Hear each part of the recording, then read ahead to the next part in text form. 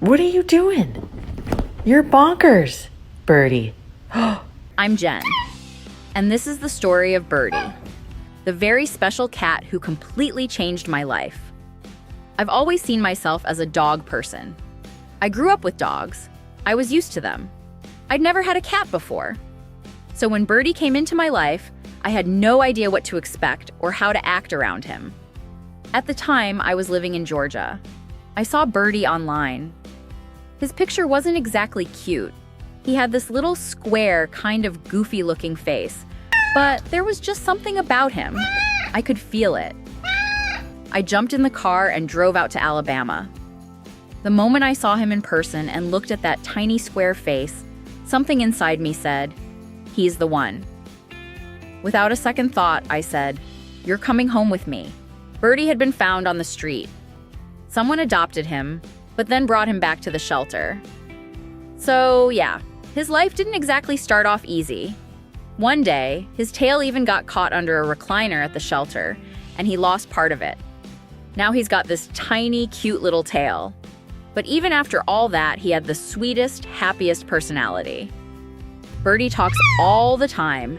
Seriously! He chirps, purrs, and even answers me when I call him. Sometimes it really feels like we're having a full-on conversation. I love you. I love you so much. If I've been at work too long, he gets a little salty, gives me the cold shoulder for a bit. But then he'll curl right up in my lap like nothing happened. We sleep together every night. He loves hanging out on my bed. Anytime he goes missing, I know I'll find him right there. He's almost 6 years old, but he still plays like a little kitten.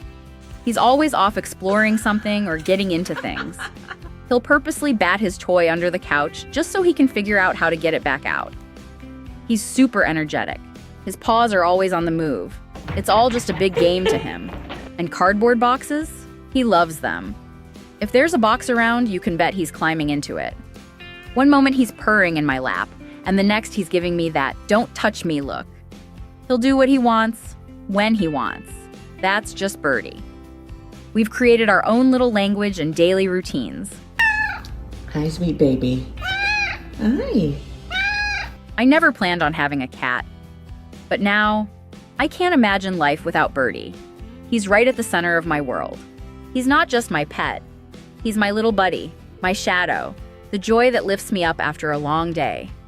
I always tell him, "You're my favorite. I love you the most." And every time, I mean it with all my heart.